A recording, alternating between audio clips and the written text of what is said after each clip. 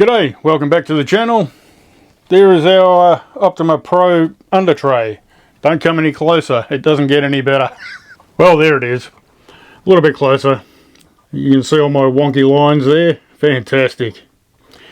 Anyway, if you've been following along, you'll see that I'm building this Optima Pro Replica. Anyway, so yeah, I wanted to paint the body box art, so I figure I'll because I'm not real good with lines, I'll use the Undertray and use that for a good warm-up before I start on the body. If you have a look at Glenn's video on, I think he's got it on Tamiya Legends or RC Legends or both. He's got one that was in one of the car magazines back in the day. It's done in blue and white. Looks awesome. But the guy who painted his thought he'd do the design underneath as well. I thought, that's a good idea. I can use that for a warm-up before I hit the body. So yeah, here we are. So I couldn't really work out what sort of paints to use, what colours. You might have seen my last video where I thought I'd decided on the colours, but turns out I hadn't. Anyway, so what I went with, don't know if you can see it there, but there's like pearl in the brown. Don't know if it's showing up.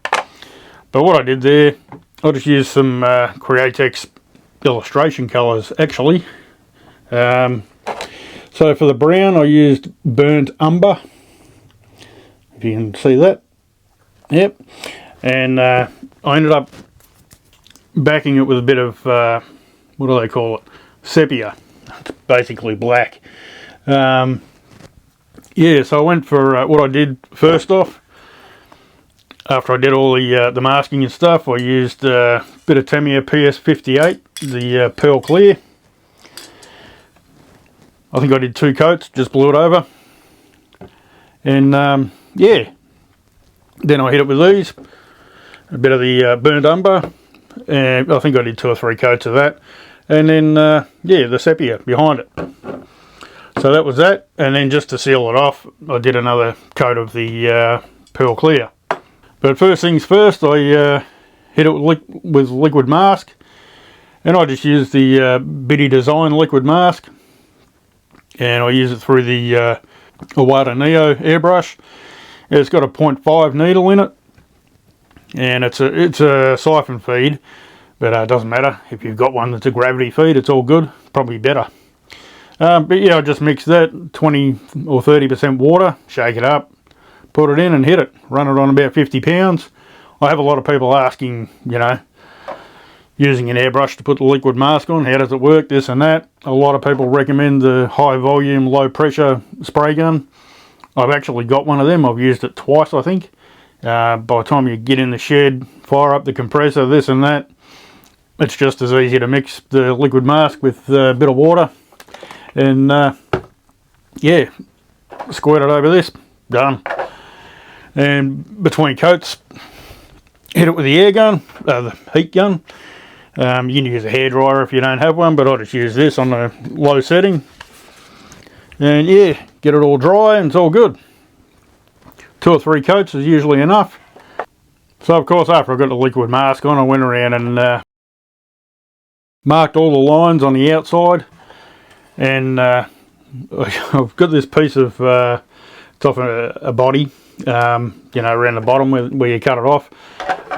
This bit of polycarb, I used a straight line and just cut what I could off it. Used it for a ruler, so it can bend over the shape of the body, and you can, you know, flexible ruler will be the go. I have a silicon one coming, or a couple of silicon ones coming. Bought them off Temu. They'll be a while away, but yeah, probably better than using this. Or if I had a little bit more of it, a bit wider, might have been great. You know, draw your lines on.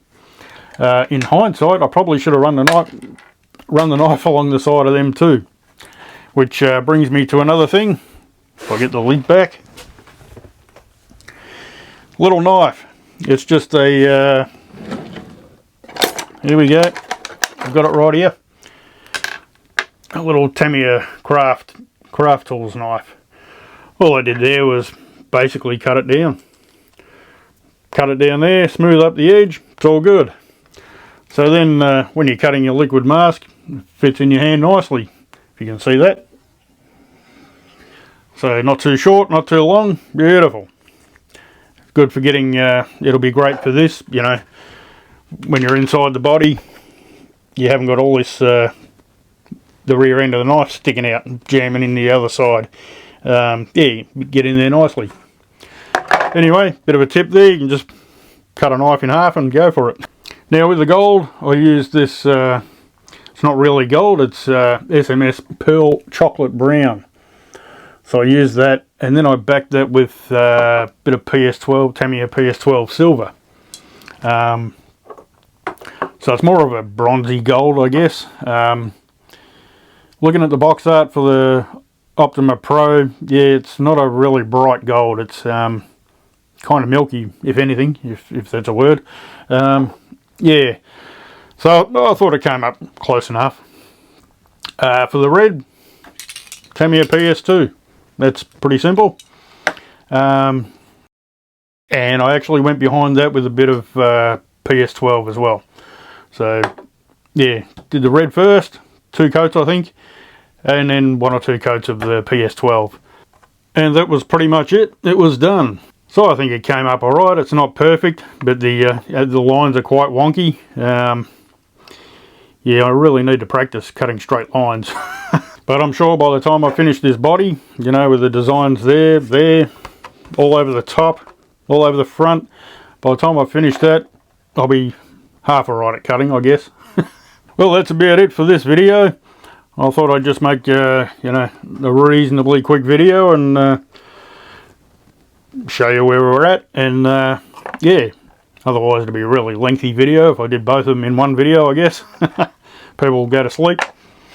Alrighty, well, if you liked the video, give it a thumb up, subscribe if you're new here, and catch you later.